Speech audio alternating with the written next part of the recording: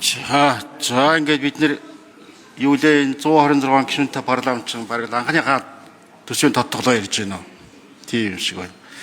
За ер нь өнөөдөр чинь 5 дахь өдөр за Монгол улсын ерөнхий сайд орж иж суугаад асуултанд хариулаад ингээд байж байгаа нь сүүлийн 5 жилд хараагүй юм болж ах шиг байна. Энэ бас сайн тал руугаа явж байгаа гэж ойлгож байна л да. Гэхдээ би бол ер нь бараг л олон удаа хэлж ирсэн. Ер нь ийм болно. Нүүрсний өн уннаа. Унсны дараа та нарын яриад байгаа тэр үлгэрүүд чинь байхгүй болно л гэж хэлж ирсэн. Одоо тийм л болж байна л да. За тэгээд төсвийн тодтогол орж ирж байна. Энэ төсвийн тодтоглын цаана ямар бодлого байна вэ? Бодлого байгаа юугүй юу? Эсвэл одоо тэгээ нэг орлогонд багасчихаар тэр хэмжээнд нь тааруулаад юм хумаа гасаад байна уу яаж юм те? За тэрийг нэг тодруулъя. За нөгөө талаар бол за нүүрсний өн бол унсаа. За гэхдээ бус түүхийн хэвдийн өн гайгүй л байгаа шүү дээ. Өссөн л байгаа шүү дээ. Алтны хөсөж байгаа, сэсийн хөсөж байгаа, хизээч одоо бүх цаг үеийн дээд түвшинд хүрсэн байгаа. За энэ сайд нар нэг өлбийгээ дээлгүй олигтойхон баймаар байна. Тэр алт гурав муруу хөтлөрөө нэг хүсэн сайн оруулаад ирэлтэй. Үнэхээр одоо 3400 хүрсэн байна. Өшөөч нэмэгдэхээр байна. Энэ үед одоо тэр байгаль орчныхаа хамгаалтыг бол бид нар сайн хийж чадна шүү дээ. Дандаа юм байхгүй. Ойрын 2-3 жил юм байгаа байх. Энэ үед нь оруулаад ирээ. За зэсийн үн одоо 9000 бараг 100000 хүрэх гэж шүү дээ. Тэгэхээр цагаан суурга энтрийг яаралтай оруулаа. Тэгээ гаднаас одоо 51% аваад ирдэг хувийн гишлийнхан. Тэгээ тэднийг аад үздэг. Энэ сүүлийн 10 жил их жонхорж байна да. Энэ юм уу одоо болиул яасан юм бэ?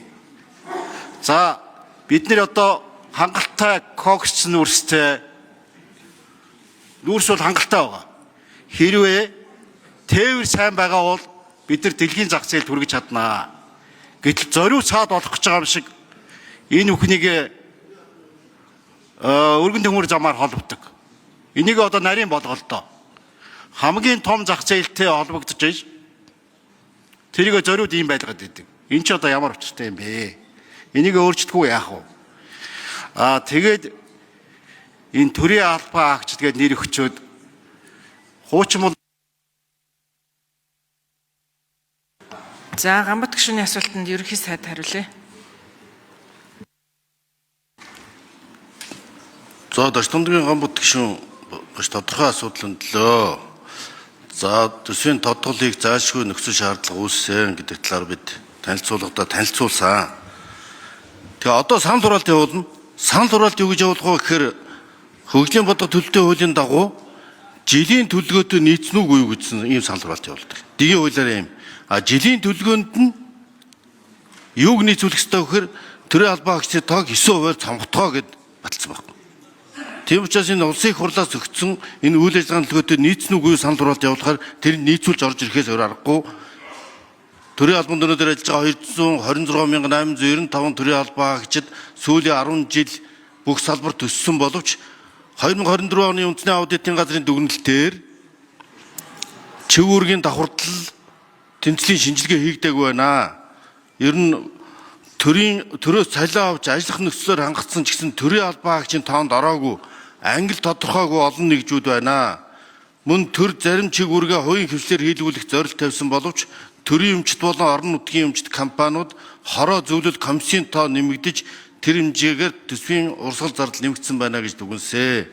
Ийм учраас энэ бүхэнтэй нийцээд энэ өөрчлөлтүүд орж ийн.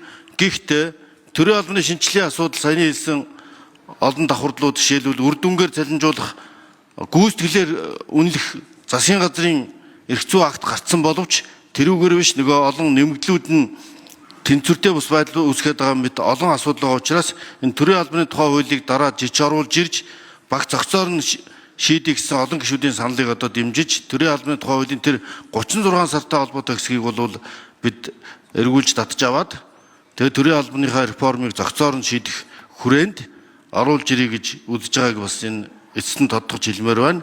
Ер нь олон улсын нөхцөл байдал за хятадын дотоодын нүүрсний эрэлт буурч нийлүүлэлт нэмэгдэж байгаа зэрэг олон хүчүүлийн зүйлийн шалтгаанаас манай үндсэн экспортын болон төсвийн орлогын гол их үүсвэр маань нүүрс болчиход байгааг төрөлжүүлэх шаардлагатай гамбат гишүүний саналыг дэмжиж таавхан хилцүүлгийн үед ажлын хэсэг байгуулад алтгуур төслөөр тодорхой саналуудаа оруулаад нэмээд ороо явж болно. Алтны үн ийм сайн байхад 3400 доллар гарчаад байхад энэ жил Монгол улсад тушаагцаалт үндсэндээ бараг нодныхоос 2 дахин бага байна. Оргил үеийнхаасаа бараг 3 дахин бага байна. Тийм учраас заалшгүй валютын нөөц зөө нэмэгдүүлж төгрөгийн доктортой байдлыг хангаж инфляц ханшийн өсөлтийг барихын тулд алтын нөөцөөр нэмэгдүүлэх нь заашгүй шаардлагатай. Энэ та бүхэн бас ажлын хэсэгт ороод гамбат гишүүн нарын саналаа хэлэлцүүлээд ороо явж болцоотой авахаа гэж бодож байна.